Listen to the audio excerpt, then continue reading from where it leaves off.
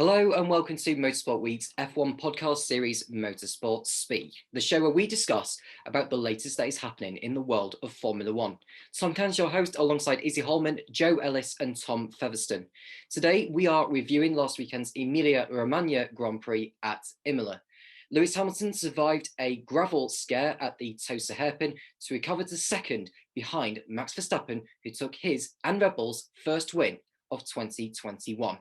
A nasty incident between Valtteri Bottas and George Russell mixed the race up for a sensational last half of the event. We will share our analysis on the accident itself. Hello, Izzie. Hello, Joe. Hello, Tom. How are we all? Good weekend all round, a good race as well. And we begin with you, Izzie. How did you find the Emilia Romagna Grand Prix, hosting its second Formula One race in the space of 6 months? I think I definitely warmed to it more than I did last year. I was a little bit apprehensive because overtaking can be quite difficult at the track. And I was slightly worried that, it would all settle down quite quickly. But we got an exciting race. I think a little bit of rain definitely helped that. So I definitely enjoyed myself this weekend. Yeah. Joe, it's been just the second race so far this year. But, with Hamilton and Verstappen, one apiece in terms of wins, it's very much game on. Yeah, thanks for having me on. It couldn't be closer, could it? Hamilton and was it 1 point? I think Hamilton is ahead of Verstappen thanks to the fastest lap, and it's exactly what we were hoping for, what pre-season promised, and it's nice to not be let down for once. That we've actually the hype is being lived up to, and these two are as close as they ever will be. Yeah, Tom, you've obviously found the race at Imola intriguing to say the least, especially when we had the downpour. About half an hour before the race started. We have had a few drivers sort of spinning off, either on their reconnaissance laps or on the formation lap. It was quite dramatic, really. Did you expect to have a Grand Prix like we did on Sunday? No, I don't think so at all. Again, I was a little bit apprehensive as well with the track and to see what would happen this year with it. I think it kind of did literally cause a perfect storm with the weather and the conditions overall. So more interesting than I thought it would be. And overall, I think it was a really exciting race, which it's great to see a mixture of events that occurred during the race. So yeah. And I've most definitely enjoyed it as well. And Max Verstappen, for me, was the deserved winner. I think it's going to be very hard to say that he didn't deserve it. He made a cracking start from third place on the grid. Obviously disappointed with his qualifying on Saturday because I felt that he was the favourite to get pole. But he made a blinder of a start to get the jump on those on the front row, Sergio Perez, his teammates, and, of course, Lewis Hamilton, the pole sitter, to take the lead going into Tamburello. Just like Ralf Schumacher did 20 years ago in the Williams, starting third on the grid and taking the lead just before Tamburello and dominated the race ever since. And it was a brilliant encounter. Obviously, Verstappen was able to fend off Lewis when after the first safety car period. It was pretty much game on. I thought between Hamilton and Verstappen, and then obviously when the switch to dry tyres came around, Lewis had his off on lap 30 at the Tosa hairpin, which perhaps he was pushing a bit too hard, but he was able to escape the gravel, Izzie. And those points that he's managed to get out of that race could come crucial later in the year. Absolutely. It was kind of an uncharacteristic mistake. I don't think we particularly expect Lewis to make any mistakes anymore because he seems pretty untouchable, but everyone's human. Good job that those cars have a reverse gear, especially, what with the, damage his front wing and touch the wall. I really didn't think he was going to be able to get out of it, but he managed to reverse all the way across the gravel without digging in at all. I think the red flag definitely obviously helped, but then managed to make it back up to P2. And obviously he's still by 1 point ahead in the championship, which could definitely be crucial when it comes towards the end of the season. Yeah. Tom, Lewis Hamilton, obviously, I thought he put in quite a drive, actually. He could have won it had it not been for that mistake at Tosa. But was that one of his drives of the season? Well, we've only had 2 races so far. When we do look back on the championship itself and his recovery to second, you would maybe say that was one of his best drives.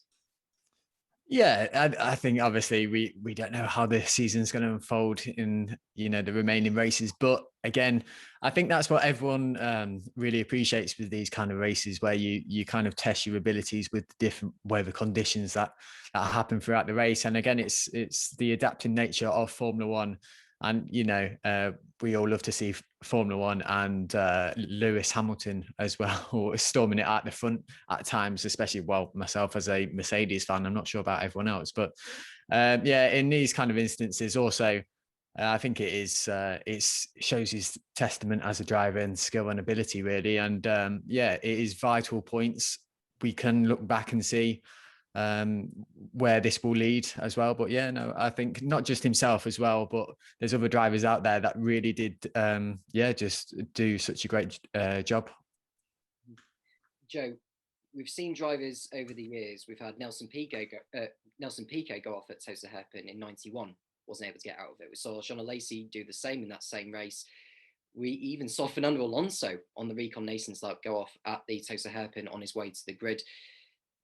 Thankfully, Alonso was able to get out of it, but even Damon Hill went off at Tosa Hairpin in the 1993 San Marino Grand Prix. But thankfully, Lewis Hamilton was able to get out of the gravel, and he lives to fight another day. Yeah, I'm not a gravel expert, but it seemed like this weekend at every corner, no, you didn't see anyone get beached of any kind. Certainly not in F1. I know in the sport races there was a couple, but everyone who took a trip to the gravel was sort of managed to get themselves out of it. I don't know what they've done to that gravel to make it like that, but if we can have that everywhere, is that not the perfect solution?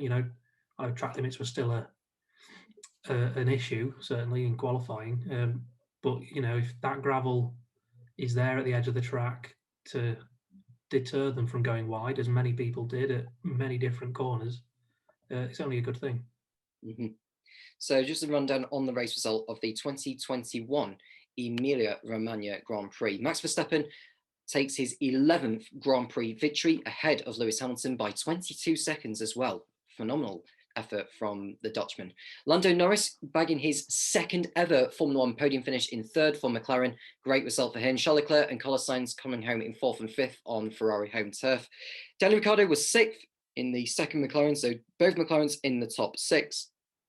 Then it's Pierre Gasly in the AlphaTauri in seventh place. Lance Stroll was eighth after he was demoted for an infringement, 5-second time penalty he got. We'll have a look at that very, very shortly. Esteban Ocon was ninth for Alpine, and Fernando Alonso in the other Alpine was 10th. So both Alpines in the points, unlike last time out in Bahrain. Sergio Perez was a very disappointing 11th for Red Bull. Yuki Tsunoda, he ended up 12th, along with a 5-second time penalty for exceeding track limits.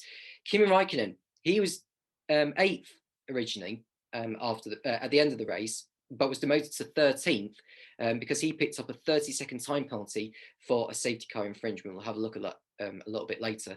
Antonio Giovinazzi was 14th as well. He was unlucky because he came into the pits due to something to do with that would have caused the car to overheat.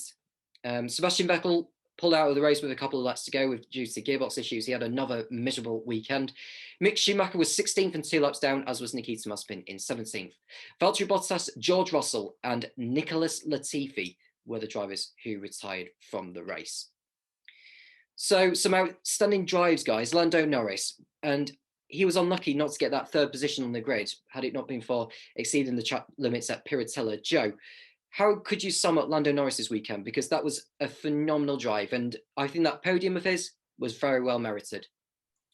It was about the perfect weekend, other than that few millimetres he ran over the road on Saturday. He couldn't have done any better. He was consistently in the top three, not just in the race, and it wasn't just because of the rain. I think it was practice 2, he was second or something like that.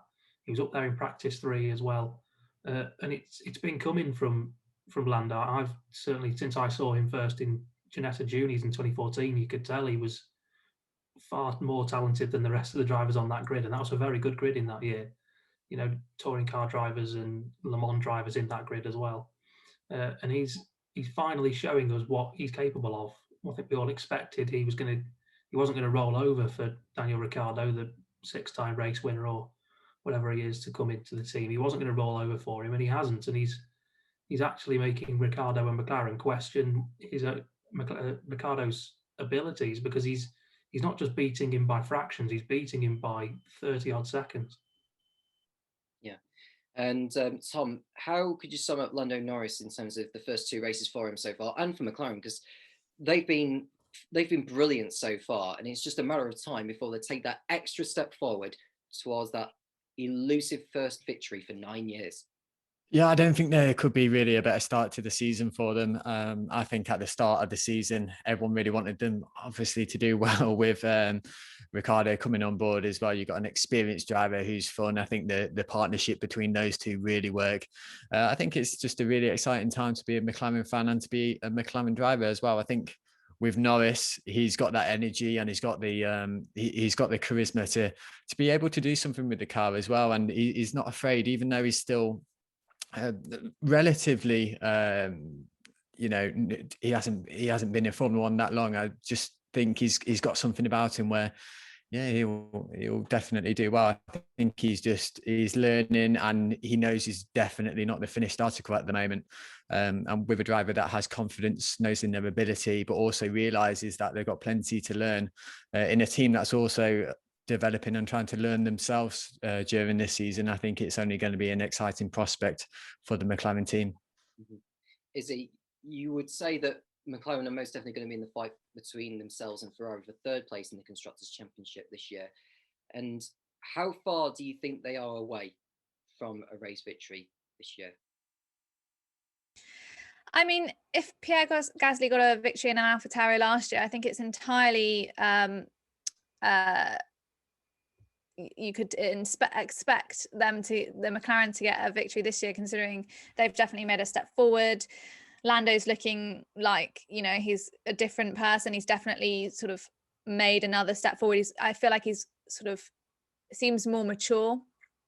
And I think the battle between McLaren and Ferrari is going to be definitely an exciting one. I think Carlos Sainz made an interesting point in the post-race interview, saying that they're kind of in the same positions, where they've both got one driver that really knows the car and has been at the team for a couple of seasons, and then in Carlos and in Daniel Ricciardo, that they've got a driver that's getting used to the car, as well as, I presume, Carlos and Lando sort of know each other's driving styles quite well as well. So I think it'll definitely be an interesting battle between the two. And I think it's entirely possible that both teams could get a victory if, crashing out happens at the front of the field. Mm-hmm. And whilst one Brit or 2 Brits celebrated their podium finishes, one Brit will most certainly be incandescent after the accident that he had with Valtteri Bottas. That is George Russell. And we want your thoughts, guys. We begin with you, Tom, on the incident between Russell and Bottas, because it was a very bizarre incident. And you have to say that Russell was very committed to going for the move, and he had every right to. And perhaps a damp patch on the white line on the edge of the circuit, did that catch it? Was that what caught Russell out? Yeah, I think he kind of did stray onto the grass area on there as well, and I think that's what ultimately going onto the over the white line onto that really didn't do him any favors at all. I think pace race, you've got people like Toto Wolff saying he's got quite a lot to learn. It probably wasn't the wisest thing to do as well, and you have to respect, even though you are fighting for positions and you've got Bottas next to you, you do have to, when you're realistically in a Williams, you do have to be careful when there's a Mercedes alongside of you, especially trying to overtake in serious conditions. So yeah, I think he's a brave driver. He's going to want to show Mercedes what he can do. He's going to, I think, trying to make it out to be a bit of a Bottas problem is not really the right thing as well. I think it kind of ultimately did play off like Russell just kind of 50-50'd it and got the wrong end of it. Unfortunately, you live and you learn with that as well. He'll learn from the decision and the mistake he made, but that's what F1's about. Sometimes you win, sometimes you lose. Yes. Izzie, George was very, very unlucky. When you look back on the replay itself, there's not a distinct movement from Bottas in terms of when Russell got alongside or was about to pull within a car's length of Bottas. But there is just a slight veer to the right and then the left when Bottas was defending. But I think because there's not a distinct change of direction, a second change of direction, that's perhaps the reason why the stewards didn't penalise either driver. Would you agree? Yeah, I mean, I haven't seen all of the angles and looked at it in, fine detail as the stewards would. But I think maybe it is possible that Bottas didn't know that he was there. And that's why he's sort of straying to the right towards George slightly. And then there's a much more clear movement to the left, I think, when he realizes George is there. But in the dry, I think maybe it would have been fine, obviously, but he just dipped that wheel into the grass, and obviously it was wet, so caused this massive accident. And I think Russell's reaction was quite uncharacteristic of him. I thought he was very emotional about it, and in Sakir last year when he'd nearly won twice and then not, he was so much more level-headed. So I didn't really expect him to react in such a strong way. For me, he's much more of a level-headed driver. But yeah, it's difficult to say. I think maybe Bottas didn't quite realise he was right there. Joe, your views on the incident? Yeah, I agree. I don't think you can fault Bottas in any way. He just sort of stays on the racing line, and you can see him moving over to the right, but that's what he would do on any other lap. And obviously when he realises Russell is alongside him to the outside, he does veer to the left. It's just a shame it was a fraction too late and they couldn't keep going. But I don't think Bottas can have any blame put on him. But at the same time, Russell's not entirely at fault. It's just one of those racing incidents, let's say. There's not a great deal Russell could have done differently. It's just the nature of the track at the time, that the closing speed as well is something that's sort of very, very different. You're talking 15 odd miles an hour or something difference. It's difficult to position your car when you've got a car coming towards you at that speed. It's difficult to know what to do. So I don't think either driver can take a whole lot of blame for it, but it's a big repair job for both teams. Especially with the cost cap we've got now, it's not an ideal thing to see cars, written off after such accident. I think Lewis Hamilton's floor will most definitely be written off after riding those curbs at the start of the race. But going back to the saying about the Russell and Bottas incident, the students deemed that Russell approached Bottas to pass after the front straight a few laps after the restart when DRS had recently been enabled. Bottas maintained his line throughout the incident along the right-hand side of the dry line, leaving at least a full car's width to the right at all times. Russell approached with a significant speed advantage. He moved to pass on the right. As the cars approached the kink of turn 1, the gap between them and the right-hand side of the track decreased. At no time did either car manoeuvre erratically. The track appeared to be not especially wet through turn 1, but at the point of the closest approach to the right-hand side of the track, the right-hand side tyres of Russell hit an especially damp patch and the car snap-yawed, bearing in mind that the car had low downforce in the rear with DRS open. So yeah, I think it's pretty much what you said there, Joe, and I think given the amount of time that the stewards will have meticulously have had to look at the incident from as many angles as possible, I think it's a fair decision. Because I think whilst Bottas maybe should have given Russell a little bit more space, it was just an unlucky thing to see on Russell hit that damp patch, and obviously that's what caused him to, nose into the side of Bottas's approach into Tamburello. I've seen it happen before as well. Do you remember Kimi Räikkönen in 2008 Monaco, where he hit a damp patch and hit the back of Adrian Sutil at the Nouvelle Chicane? You may remember that race, Tom, actually. And which forced Sutil to retire in the pits when he nearly got a 4th place finish in the Force India. Yeah, I do remember that race, and I think it's similar. Obviously, different tracks, of course, but a similar circumstance. I think for Russell as well, you have to add he was fighting to finish in the points as well. I think he's still in a way a bit of a rookie, inexperienced move to make on a Mercedes.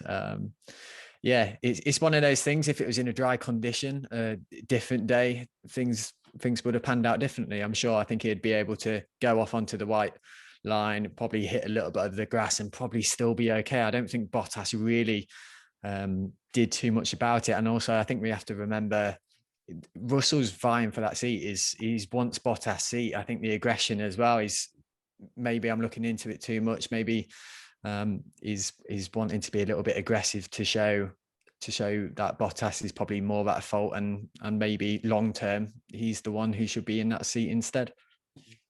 Let's have a look at the Drivers' Championship then after the second round of the 2021 Formula One season. Lewis Hamilton is a point clear of Max Verstappen thanks to the fastest lap he got at Imola. 44 points, playing 43. Lando Norris's podium finish moves him up to third on 27 points, and it's Charles Leclerc in fourth on 20. Valtteri Bottas down to fifth with that latest retirement. He is on 16 points. Carlos Sainz is in sixth for Ferrari on 14. He's tied with Daniel Ricciardo, who's seventh. Sergio Perez in eighth on 10. There's Pierre Gasly bagging his first points of the season for AlphaTauri. He's in ninth on 6 points. Lance Stroll in 10th with 5. Yuki Tsunoda in 11th with 2. Esteban Ocon with 2 as well. Fernando Alonso getting a point also at Imola. He's in 13th. Leaving Kimi Raikkonen, Antonio Giovinazzi, George Russell, Sebastian Vettel, Mick Schumacher, Nikita Mazepin, and Nicholas Latifi yet to get off the mark. In the Constructors' Championship, Mercedes have they've extended their lead. Their lead has been cut down slightly by Red Bull to just 7 points. Mercedes are on 60 points to Red Bull's 53. McLaren, great weekend from them. 41 points they've got. They're 19 points off the top in third place after 2 rounds, which is not too bad up after all that. Ferrari are in fourth on 34, and a long way down, you've got AlphaTauri in fifth on 8 points. Aston Martin in sixth with 5, followed by Alpine in seventh with 3. We've got Alfa Romeo, Williams, and Haas yet to get off the mark. So this championship, is looking very interesting, as the European season has commenced. And what can we expect to see, Izzie, between maybe now and maybe the next couple of races? Because we've got Portugal and Spain as part of a back-to-back starting the weekend after this one coming up. And we have to say, we saw the cars getting faster at Imola than we saw in Bahrain a few weeks back. And I've got a feeling that we could see a bit more time being found by the drivers, especially from McLaren and Ferrari, who look to be bringing more upgrades. Yeah, you'd certainly hope that they will carry on their forward momentum into the sort of rest of the season. I think in terms of the numbers of points all the teams are on, you've kind of got the top 4 and then the rest of them at the moment with that split in the points. And I think you'll probably get Mercedes and Red Bull pulling away at the top, and McLaren and Ferrari staying quite close, and kind of maybe be a battle between those pairs to see who gets the sort of first and who gets the third in the championship by the end of the season. But obviously we're only 2 races in, so I could be proven completely wrong. Joe, the drivers are going to Portimao next. A lot of them already have experience there. Mick Schumacher, I don't think, has got experience at that particular racetrack, neither has Nikita Mazepin or Yuki Tsunoda. But the drivers seem to be liking the tracks that they're going to at the moment. Imola was most definitely a great track. And I think Portimao, if Imola was spectacular, I've got a great feeling that Portimao is going to be something special.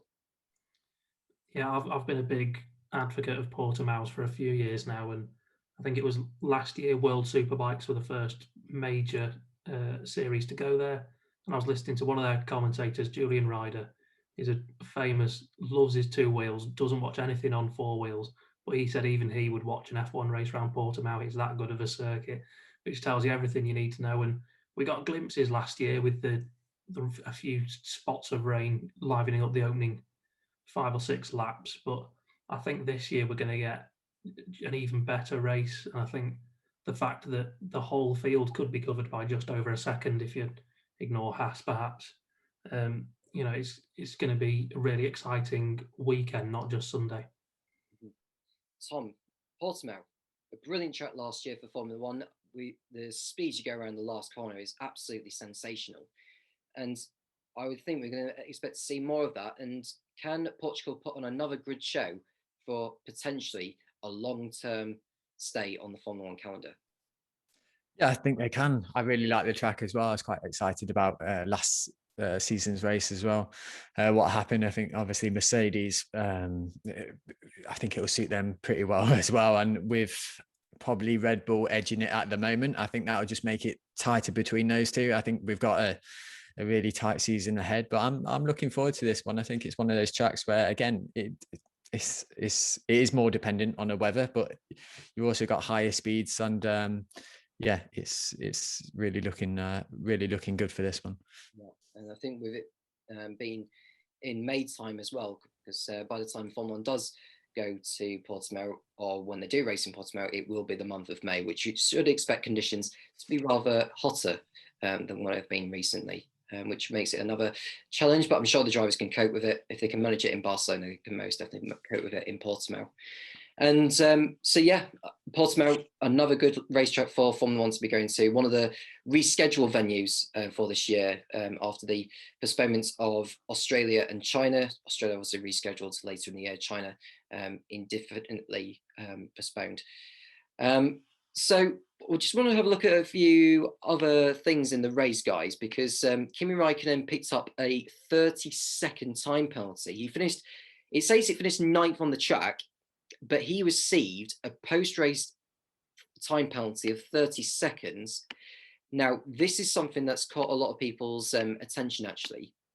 As soon as I do find where I've managed to find it, there's actually an article that states in relation to, I think it's something like Article 42.6. I'm just trying to find it on here at the moment. But yeah, it's quite a bizarre thing, because what happened was he spun, when he spun, when the race got back underway, well, I say back underway, there was a lap behind the safety car. He spun at Tamburello, didn't he? And he was able to rejoin the track, and he was allowed to retake his position. However, he needed to do that before the first safety car line, and he didn't quite do it. And because he did it just after the first safety car line, that's why he got penalised for it. So as I'm going to find it now, here we go. This is it. So as a result of the Alpine duo Esteban Ocon and Fernando Alonso moving up to 9th and 10th, Raikkonen's penalty stems from a spin he had on the lap before the restart following the race's suspension due to a crash between Valtteri Bottas and George Russell. Raikkonen dropped from his original position, and under Article 42.6 of the sporting regulations, he was allowed to retake his position, as long as he did so before the first safety car line. Alfa Romeo instructed Raikkonen to do so before telling him to hold position. The stewards pointed out that Article 42.6 also indicates that should a driver fail to take his position, he must enter the pit lane and can only rejoin the race once the whole field has passed the pit exit. However, Article 42.12 indicates that during a rolling start, once the safety car turns its lights out, no driver may overtake another car on the track until he passes the line. On this occasion, Raikkonen caught up to the cars ahead of him between turn 13 and 14. That's the Variante Alto, I believe. But the safety car turned its lights out at approximately turn 10. The stewards outlined that this would appear to be a contradictory instruction. The team instructed Raikkonen to not regain his position, fearing that this would create a safety issue in the wet conditions. Explaining why it opted to hand Raikkonen a penalty despite the confusion, the stewards said, "The stewards consider it to be a further contradiction that when the cars are behind the safety car during a safety car period, they are prohibited from passing. But when they are behind the safety car for a restart, they are permitted to, even though the reasons for a rolling start are that the track conditions don't permit a standing start. However, the rule requiring a car to enter the pit lane if it fails to regain its position is consistent amongst several championships, has been in the FIA Formula One sporting regulations for several years, and has been consistently applied. The penalty is a mandatory penalty, and therefore the stewards consider they have no alternative than to apply this penalty for reasons of consistency." It's quite a bizarre one, guys, because do you remember when Sergio Perez went off the track behind the safety car in the early part of the race following an incident between Nikita Mazepin and Nicholas Latifi? Perez went off at Piratella, and when you go off into the gravel like that, and you've got cars already passing you whilst you're off the track, you're not allowed to regain it. And Perez got penalised for it because he overtook Gasly, and I think it was Sainz he got back past. or it may have been Ricciardo. By the way, Perez got a 10-second stop and go penalty, which he took later in the race.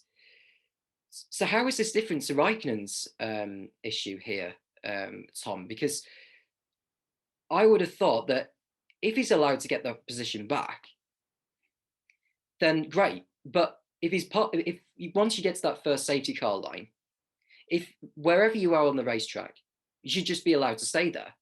And this is what really confuses me about this rule: is why do you need to penalise a driver more than he has technically paid a penalty of his own? Yeah, I completely agree with you.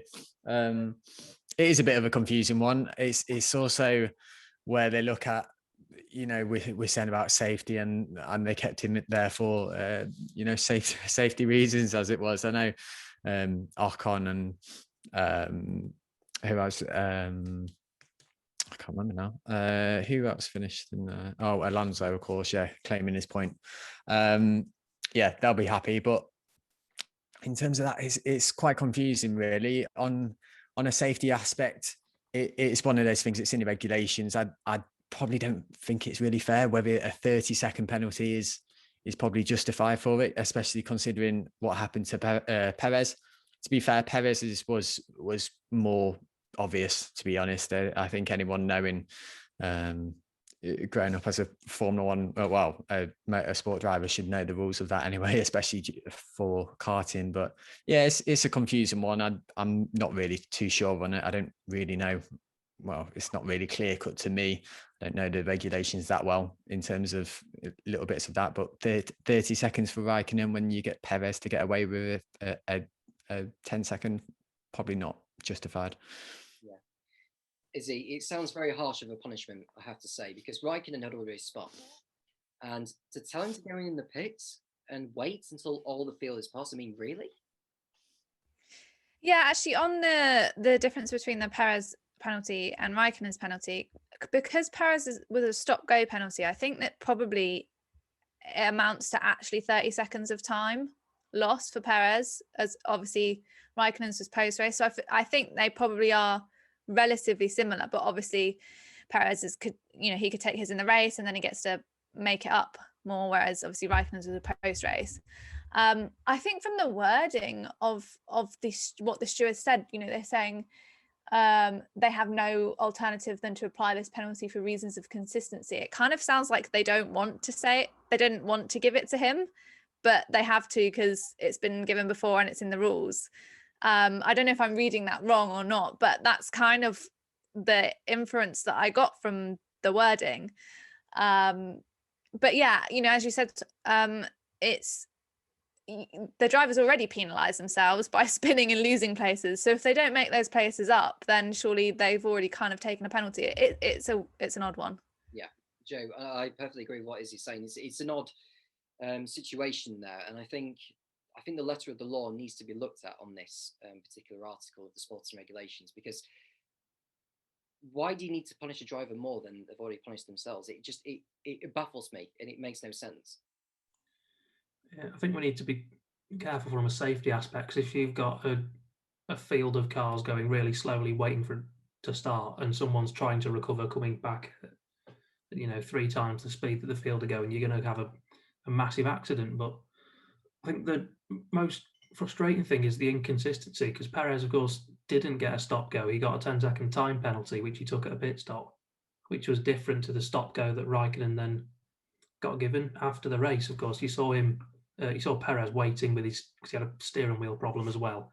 He was waiting to change that after he took his penalty. So for me, it either needs to be a proper stop go for them both, or a 10-second time penalty for them both. I don't know where the inconsistency in which penalties are handed out has come from. I don't know if that's because Red Bull are a bigger team with bigger pull, or if it's just something they overlooked.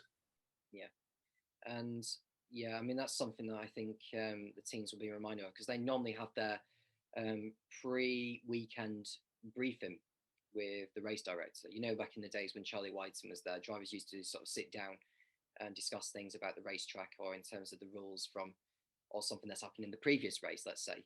They would normally sit down with the race director and just find a clarification as to what you can't do in safety car conditions. And the fact that Raikkonen was told to go, was allowed to go past, or should have perhaps got back through, but Perez wasn't able to get back through after going off the racetrack. It's just, that's where the confusion raises. So that's something I think that's something that will need to be looked at for next time around. Looking at other stuff on here, guys, because Stroll got penalised for an off-track overtake with a 5-second time penalty meant that Stroll was classified 8th, while Gasly moves up 1 place to 7th. Stroll also picked up a penalty point on his super license for the excursion, which is the 4th of his 12-month period. The incident occurred shortly after the start of the race while being run in wet conditions. A steward's statement read, the stewards were informed after the race of an alleged breach. Having reviewed the video and heard from the drivers, the stewards concluded that car 18, that's Lance Stroll, was not able to complete his pass on car 10, that's Pierre Gasly, at turns 2 and 3, which is Tamburello, without leaving the track completely, shortcutting turn 3 and returning on the track ahead of car 10. He then failed to give the position back. In hearing from the drivers, the stewards accepted that car 18 was ahead of car 10 at the point he left the track, but that he was in that position because of a manoeuvre that he was not able to complete on the track given the wet conditions. The penalty means AlphaTauri remains ahead of Aston Martin for 5th in the Constructors' Championship, holding the position by 3 points. I think it's safe to say that's a fair penalty for Stroll, because whilst I think some of us may have seen the incident, but if he's overtaken by putting all 4 wheels over the white line, then I can't see how that penalty shouldn't stand. I can't see it. Tom, it's unlucky there for Stroll. I mean, he picked up good points actually, considering the pace of Vettel in the Aston Martin. I mean, he had another difficult weekend of Vettel for Aston Martin, which we'll go on to a little bit later. But Stroll's performance, I mean, he was unlucky to get that penalty, but I think that's a sign of things to come from Stroll. He's had a decent start to the year. Yeah, I think he has. I think he's continuing to show that he is the number 1 driver at Aston Martin as well. He's had a good qualifying as well, avoided the incidents that happened in the midfield pack as well during the race, and I think he's really well executing a lot of his strategies as well. I think with this one, obviously he kind of cut the chicane and he kind of overcommitted, and that's why he was demoted to places. But I'm pretty impressed with Stroll.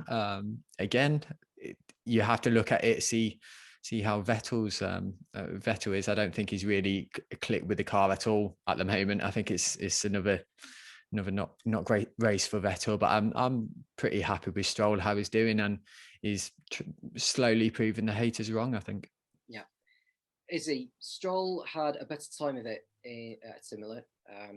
Can't exactly remember where he qualified, but it was very much in the midfield anyway. He may have just got inside into the top 10, but nevertheless, it was an outstanding effort from Stroll to get his car up there, considering the conditions we had as well. I mean, anything could have happened in that race. But Aston Martin, though, there's rumours going around at least anyway of them having a bit of a sort of sour feeling towards the FIA in regards to sort of the change of the rules to sort of disfavour them or something like that. What's your side of it? Well, I think the rules are the rules. Obviously, Otmar Safnauer is making a lot of noise about how the cut in the downforce and the change in the aero regulations have adversely affected low rate cars. And obviously, it's really just them and Mercedes that are the low rate cars. And I think what he is saying is that it's not just the FIA that have, as the ruling body, that have had a say in changing the regulations, that it's also the Formula One management and so the commercial side. And I think the sort of inference is that they've cut the downforce to slow down Mercedes to make it more competitive, and they're kind of a sort of their poor performance is like a side effect of that. And obviously it's a sport and the regulations should only be influenced by the FIA as the ruling body.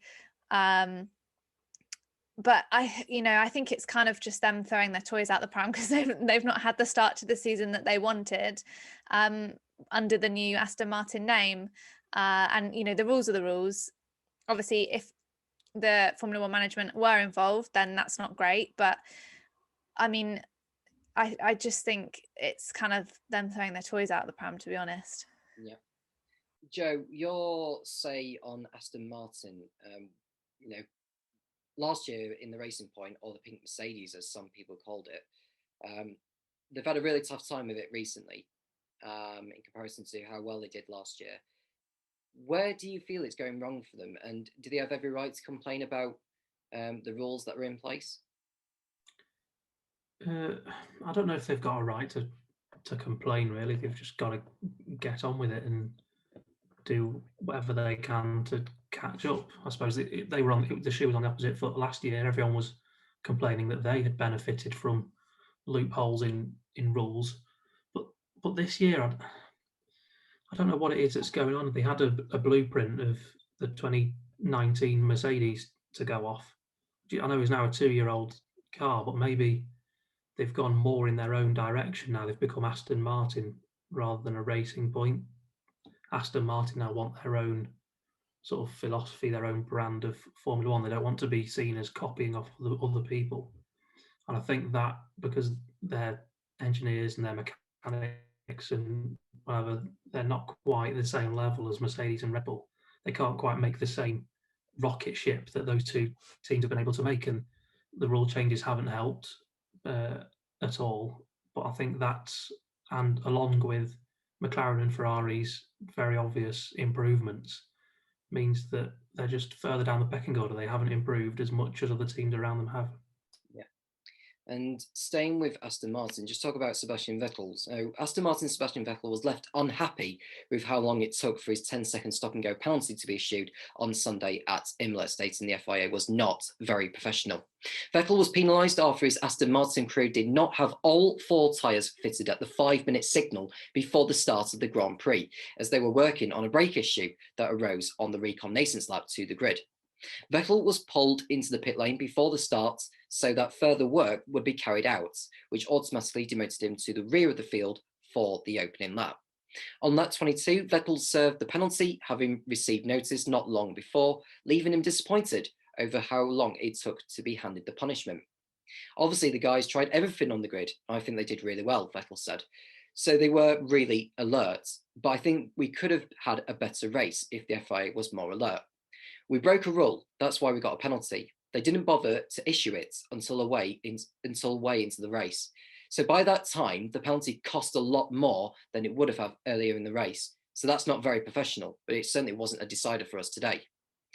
F1 race director Michael Massey denies that there was an unnecessary delay, insisting the standard procedure was carried out. I don't know about taking longer than it should have, Massey said. It was obviously reported by the technical delegate.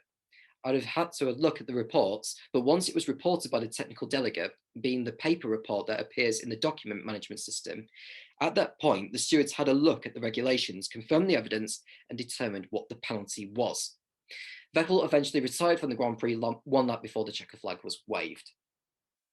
So, you know, not that it made that much difference to Vettel's race, to be honest. I mean, once again, he absolutely struggled to get the handle on the AMR 21. Do you think the stewards took longer than they needed to have done? Because one Grand Prix that I do remember that a driver got penalised for the exact same issue, except it was a 3-minute signal to the formation lot, not 5 minutes. Kimi Räikkönen in 2008 in Monaco, where he was given a drive-through penalty for not having all 4 tyres fitted to the car prior to the 3-minute signal.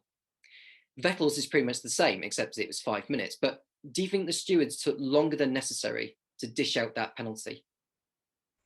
I mean, I think it's difficult to say without sort of knowing what their processes are. I mean, maybe it's a case that their processes need to be updated. You know, technical delegates can have iPads or something, so it's all digital rather than paper, which seems to be a little bit outdated for a sport that travels all around the world.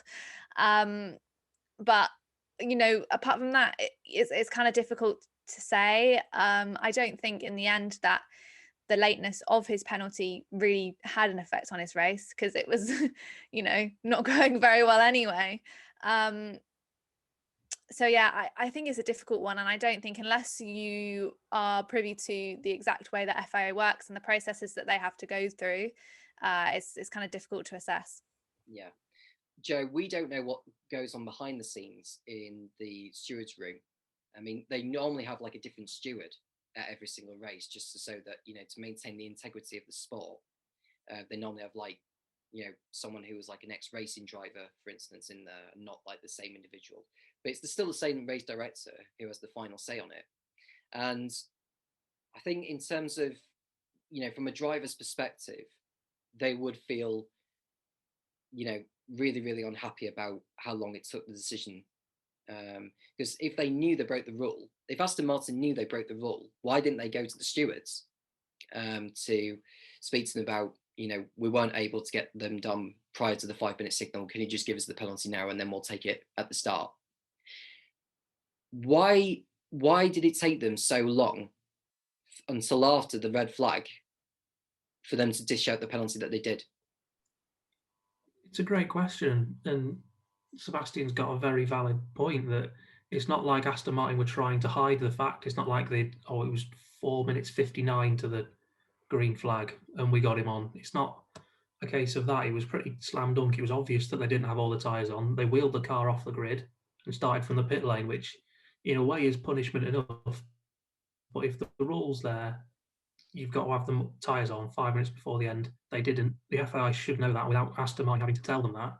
They should have eyes on every car on the grid to make sure nothing untoward is going on, let's say.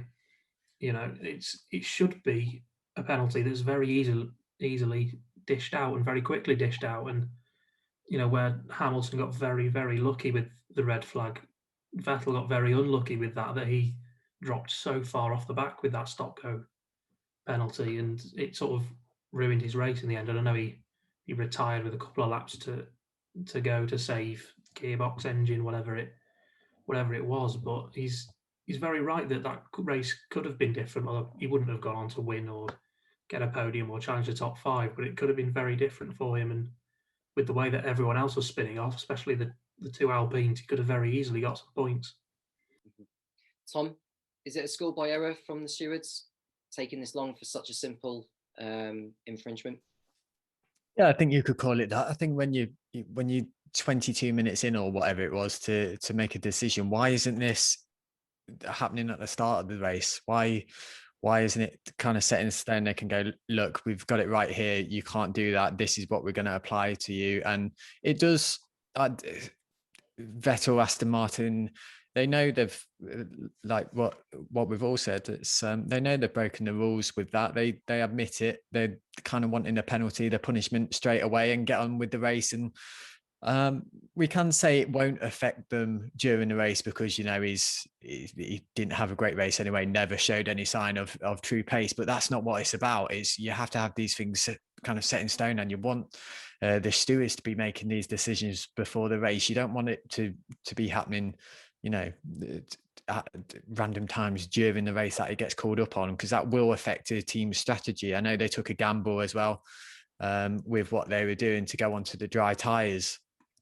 And the team, with Vettel's car, it didn't really work out. But I think it is a little bit schoolboy, or there needs to be a better system in place by the FAA to make sure that doesn't happen again. Yeah. Let's go on to some news, guys. And Emilia Romagna, the region of Italy where Imola is based, is to push for a long-term Imola Formula One round. The president of the Emilia Romagna region says he wants Imola to stay on the Formula One calendar for 2022 and beyond. Imola returned to the Formula One schedule in 2020 following a 14-year absence as part of the calendar that was overhauled due to the pandemic. It did so under the auspices of the Emilia Romagna region in which Imola is located. Imola did not feature on the provisional 2021 schedule, but a TBD event, ostensibly caused by Vietnam's absence, was listed, while China's proposed round was indefinitely postponed. That created a gap in the early stages of the calendar, which was filled by Imola and Portimao, which also joined as a stand-in last year and will host the next round on May the 2nd. Imola's contract was only for 2021, and next year's calendar is expected to feature 23 rounds, with Formula One confirming on Sunday that Miami will join the roster, which is something we'll talk about in a moment. But in the wake of Sunday's race, the region's president outlined his ambition for Imola to stay as part of the championship. I thank the Foreign Minister, Luigi Di Maio, for having believed in this opportunity, said Stefano Bonaccini. And I can guarantee the maximum commitment to confirm the Grand Prix at Imola in the Formula One World Championship calendar next year and in those to follow. The race was a great show on a unique circuit in the world. Italy's national round on the calendar, held at Monza, has a contract through 2025. So let me ask this question, guys. Would you want Imola back on the calendar? I would say yes, but I'll ask you, Izzie, would you want Imola to stay on the calendar? I knew you were going to ask me first. I mean, obviously we had a really great race this weekend, but it is a difficult track to overtake at sometimes. But then we've also had some really great sort of Alonso Schumacher battles in the early 2000s. So I think I'd have to say yes. I think it would be, I wouldn't complain too much about it being on the calendar. Yeah. Tom, Imola to stay in Formula One in the long term, yes or no? Short answer, yes. Yeah. Reason? I just think you just got to go on where we are with the sport at the moment. And if we've already had interesting races now, I can't see why it can't be improved. And again, with this weekend, it shows it's a good racing track, and not why change anything. But if you're producing good races at the moment with a track, let's just continue with it and see where we go. Yeah. Joe, Imola to stay on the Formula One calendar for the future, yes or no, and why? I'm going to contradict everyone and say no. I know we had a brilliant race, but I think the rain, the red flag have masked what is an incredibly difficult track to race on. The great battle of Schumacher and Alonso you mentioned was only a great battle because the track was so narrow that Schumacher couldn't find a way past. If that had been on a more overtake friendly track, he'd have been up the inside after 1 or 2 laps and he'd have sodded off up the road and you wouldn't have seen him for the rest of the day. I do like that the track has got some personality, and we're referring to corners by names and not numbers. I think that's something that's needed a lot more in F1, but I think the track itself needs some kind of redesign to make it viable for Formula One before it's back on the calendar more often. Yeah. And as much as I have said yes, I would maybe add another DRS zone between Variante Alta and Ravazza, if that's possible. Maybe widening but the sort of kink of turn 1 between that and Tamburello, because it feels too narrow still for the modern day Formula One cars. I think that's something that the organisers at Imola can work on. The thing is, you know where the barriers are at Tamburello where Senna had his accident? They can't push those barriers back. And why? Because there's a river behind. There's a river behind that part of the circuit. So they can't push the barriers back, but they can most definitely widen the track a little bit. It's not so much, but just a tiny bit, just to sort of maybe a little bit more room for the drivers when they get into turn 1 and they can be able to overtake, because it is a very narrow part of the circuit, is Tamburello Corner, especially with those curbs there and the sausage curbs. So yeah, Imola to stay on the calendar, and please, please, please call it the San Marino Grand Prix for the future, because the Emilia Romagna Grand Prix was something that got tongues sort of twisted a little bit over the last couple of years. So please, please have the San Marino Grand Prix being named for the next Imola round for Formula One. I think that will make it much easier anyway. Let's go on to some further news, guys, in relation to Miami. Now, it was confirmed, I believe, it was at the weekend anyway. Formula One has announced that a 10-year deal has been concluded to bring the championship to Miami starting in 2022. A 5.41 kilometre circuit featuring 19 corners will be created adjacent to the Hard Rock Stadium, alongside which the start-finish line will be placed. The new event will join the calendar at a yet-to-be-determined date in 2022. We are thrilled to announce that Formula One will be racing in Miami beginning in 2022, said Formula One CEO Stefano Domenicali. The US is a key growth market for us, and we are greatly encouraged by our growing reach in the US, which will be further supported by this exciting second race. We'll be working closely with the team from Hard Rock Stadium and the FIA to ensure the circuit delivers sensational racing, but also leaves a positive and lasting contribution for the people in the local community.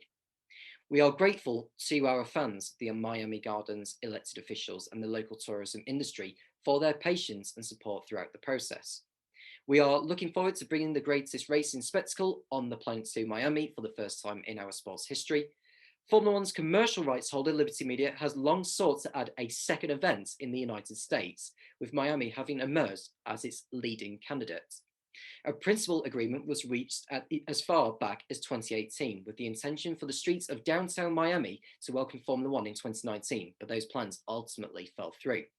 A new location was established at the Hard Rock Stadium, owned by Miami Dolphins chief Stephen Ross, who is the chairman and owner of the Miami Grand Prix. But the proposed event faced opposition from local residents, while the pandemic also pushed back its initial target date of 2021. On Wednesday, Miami Gardens city councillors approved a resolution concerning concessions made by the promoter, including funding for STEM programs and local businesses, track sessions outside of school hours, while ensuring the circuit will not utilise public streets. The circuit will be located around the Hard Rock Stadium in Miami Gardens, which is approximately 15 miles north of downtown Miami. It is set to be the second event in the country, with the Circuit of the Americas, located near Austin in Texas, having held the United States Grand Prix since 2012. Formula One has not raced in Florida since 1959, when Sebring hosted the season finale, the sole time the circuit held a Grand Prix. It is the latest non-pandemic new event added to the Formula One schedule, with Saudi Arabia due to debut this December and the Netherlands returning after a 36-year absence. It's Miami, baby, guys. And are we looking forward to Miami for 2022? Tom, we'll start off with you this time. Yeah, I really am. I'm really excited for it, actually. I think it's kind of not long overdue, but I quite like the idea that it's kind of got a permanent feel to it, but it's still a temporary track in Miami. And I think it's been designed for quite a while to make sure we've got exciting races there.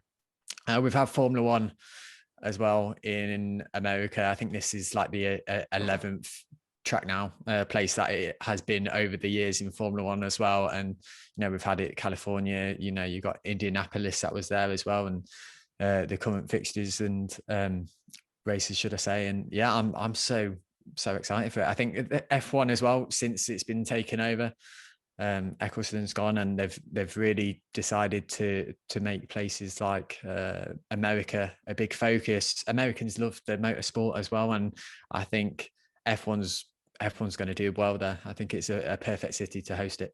Yeah, and if you think of all the other circuits that America has hosted Formula One, you've got Sebring, as I've already mentioned, Indianapolis, you said there, Tom. We've got also Detroit, Dallas, Caesar's Palace. I mean, do you remember Caesar's Palace as a season finale in seasons 81 and 82, I think it was. Yeah, and all the other tracks which Formula One has been at. And I'm so looking forward to it. Izzie, are you looking forward to Miami coming to Formula One in 2022? Yeah, it looks like a lot of fun. And I think Miami's a great place to host it.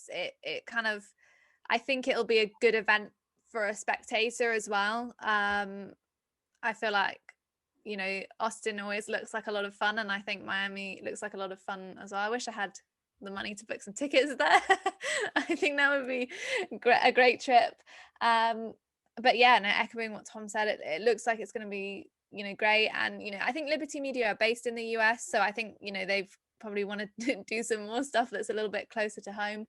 And yeah, it'll be interesting to see how it affects sort of F1 and the you know, how Americans react to F1, and if it really does increase the following of F1 in America. Yeah, Joe, I'm sure you're a massive of American sports. You know, I don't know if you are, but Formula One's latest venue, Miami, is it going to deliver the racing of which Americans will most certainly be after, and Formula One will most certainly be after?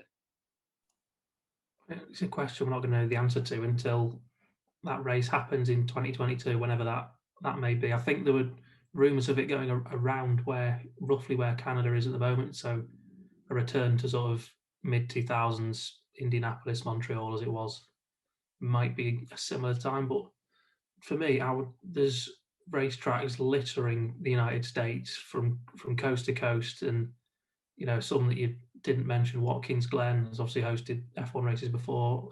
For me, Road America is the best road course in the country, even better than Circuit of the Americas. I know it'd take a lot of work to get somewhere like that to a point where it can host the F1 Grand Prix, but with the amount of, I think it's a bit of a kick in the teeth for sort of racetrack owners in the United States, that rather than try and help one of them, they've decided to go off their own back and build a completely new track in an area which, I suppose, other than the Homestead Miami Speedway, is not really known for its racing. And I can imagine also that with Miami being added, that's going to throw another spanner into the mix in terms of how many races we're going to have next year, because we've got potentially 24. We probably won't have that many by next year, but this is why I've mentioned the rotational calendar system, where you've got some venues sort of maybe take a gap year and then coming back, and others will take a gap year at some point as well. That's something we'll need to be looked at, because there's so many venues that could be staging a Grand Prix in this modern day around the planet. So let's go on to something that's a little bit more important, closer to the present. It's to do with the Spanish Grand Prix, which is the Grand Prix after the next. The Spanish Grand Prix is to be held without spectators. Formula One's Spanish Grand Prix will be held without spectators for a second successive season, event organisers have announced. The Circuit de Barcelona Catalunya is scheduled to host the fifth round of the 2021 campaign from May the 7th to the 9th. Last year's event was held in mid-August owing to the amended calendar, and spectators were not permitted access, but organisers had hoped to welcome a limited number of fans for May's round. But on Saturday, the circuit had announced the event will have to be run without the public. Organisers outlined the respective government bodies had informed them that the COVID-19 situation was unlikely to improve in the 3 weeks before the event takes place, and that current restrictions on public gatherings were unlikely to be reviewed. All fans that have purchased a ticket for the event will be refunded. Barcelona joins this weekend's, the weekend's Emilia round that's just gone by, and June's Baku event being held behind closed doors.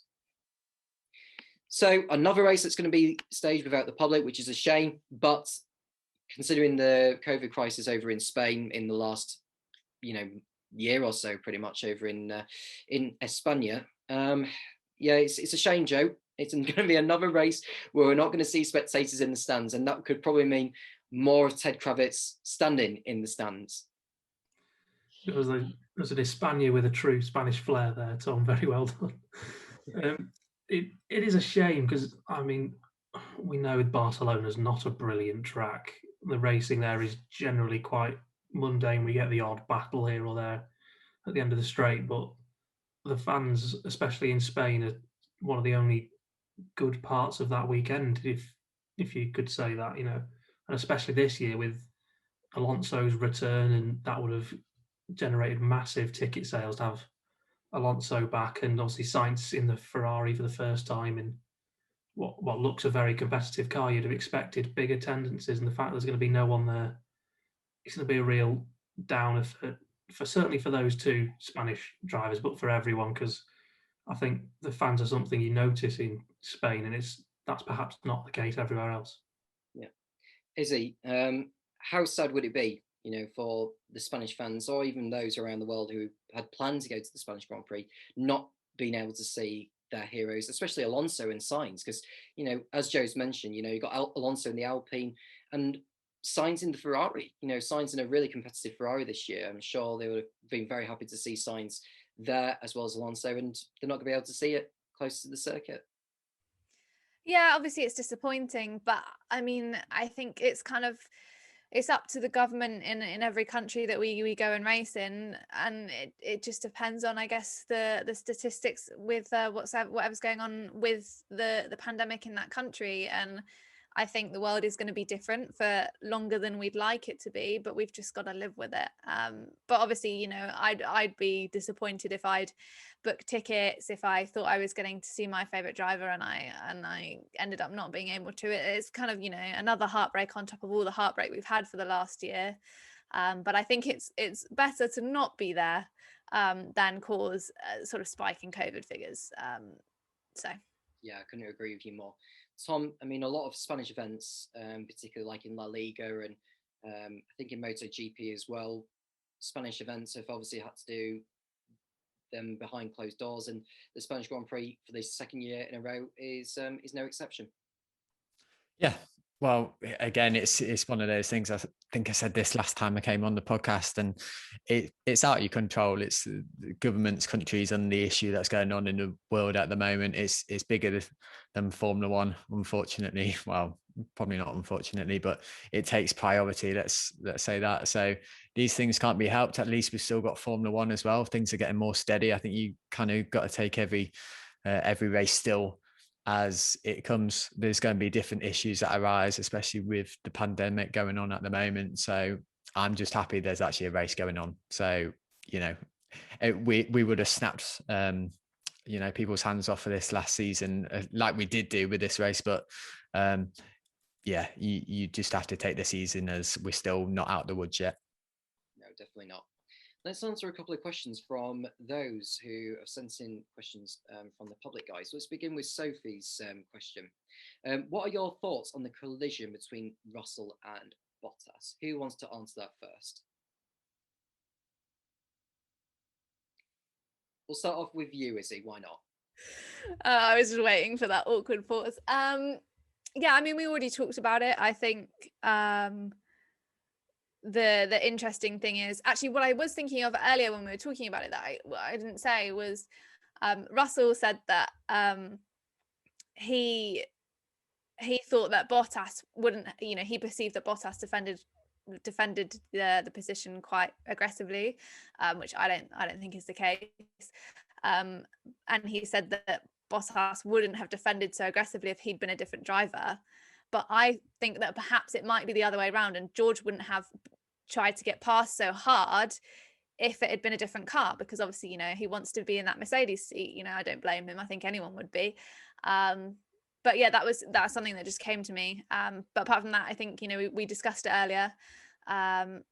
It's you know, a racing incident, really, I think, because of the conditions of the track. Yeah. Tom, your response to question there.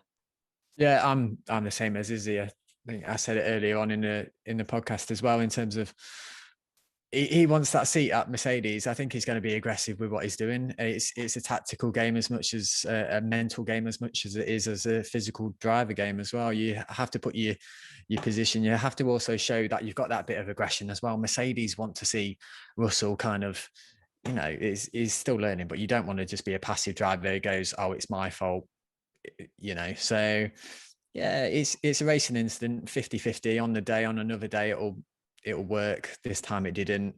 Bit of aggression probably puts Bottas a little bit uneasy as well, gives him, you know, gives him something to think about as well. It doesn't look good on Bottas either. You know, if they both go out the race as well, I think it's worse if you're Bottas than it is Russell, based on what he's done as well. And Bottas, all eyes are on him to make sure he gets a better season and continues a bit better form than what he has been at the moment. Yeah. Joe, Russell, your thoughts on the incident? Because for me, Russell had the right to go for it, and Bottas, as you can imagine, would defend his line, and it was just a very unfortunate collision between the two. Yeah, as we mentioned earlier, it is mainly a racing incident. You can't fault Bottas, really. The only fault you can have of Bottas is he shouldn't have been that far down fighting with a Williams.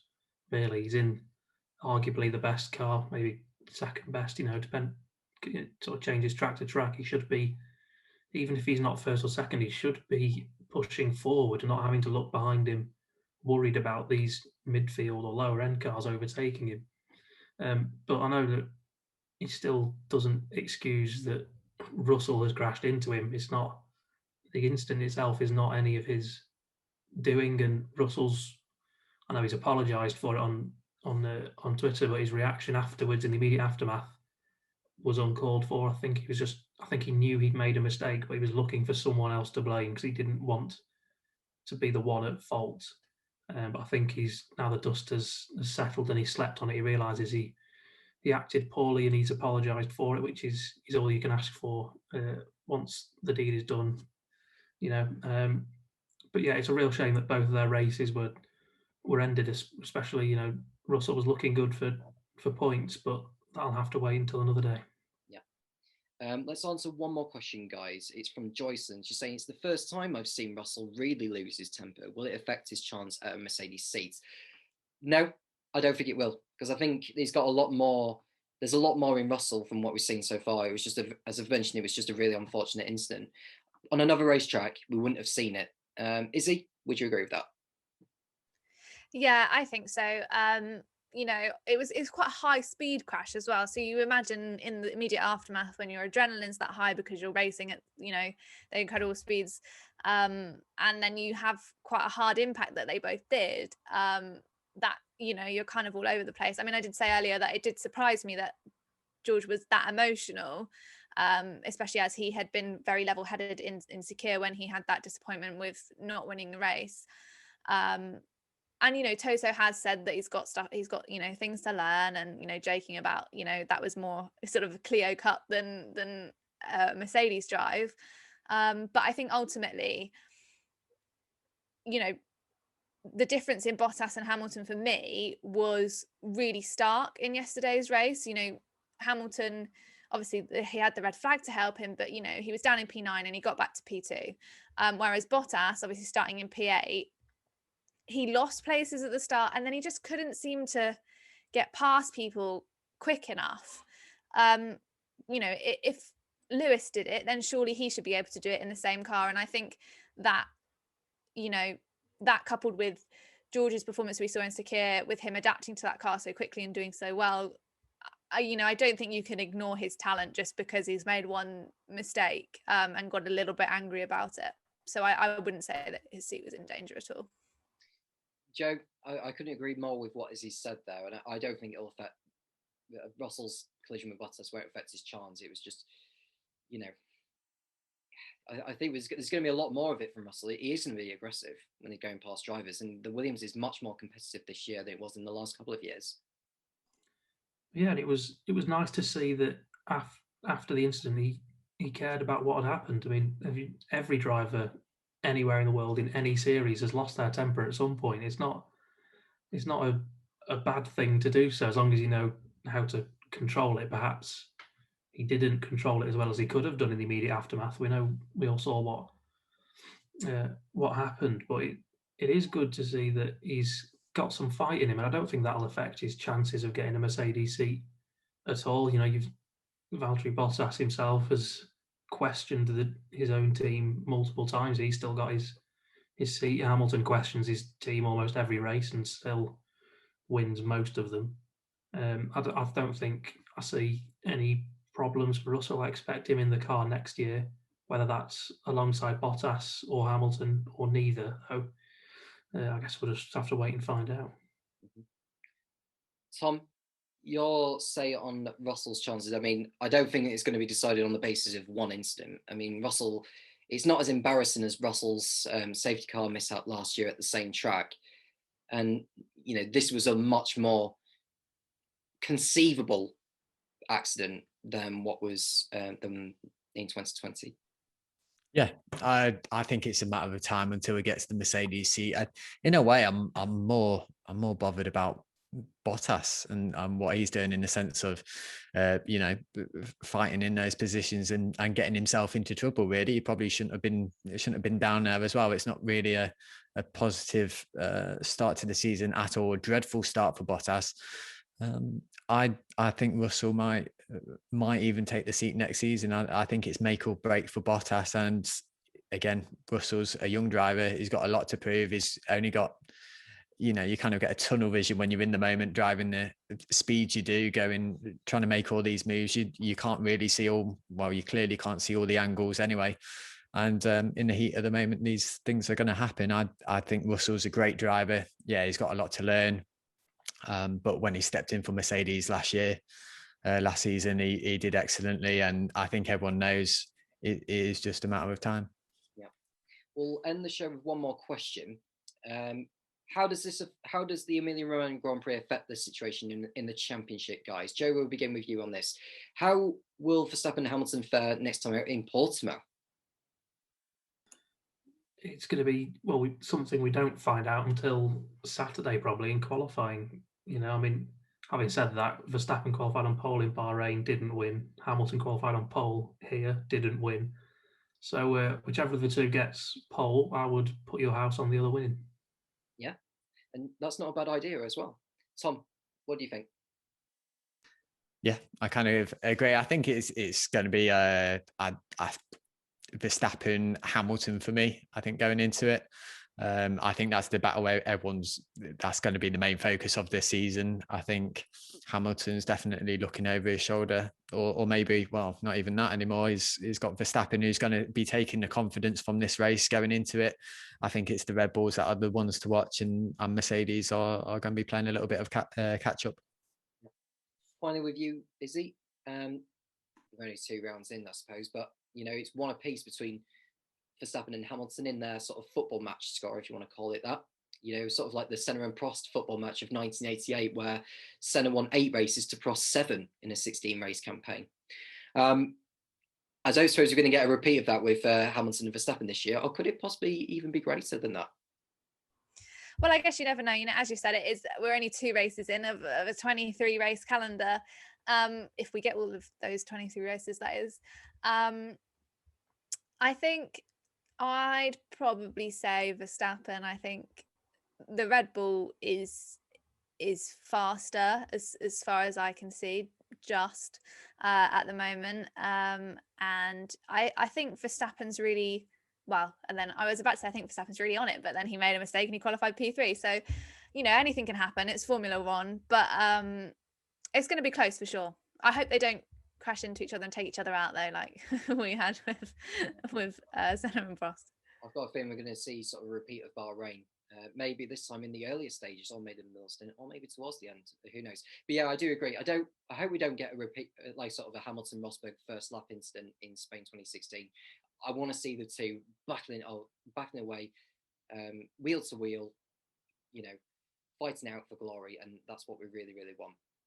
We'll leave it there, folks. Thank you to everyone who has sent in their questions prior to the show. Next week, Nathan Hine, Michael Gillespie, and Hannah Pathurk will be with me to preview the Portuguese Grand Prix at Portimao. From Izzie, Joe, Tom, and all of us at Motorsport Week, it's goodbye.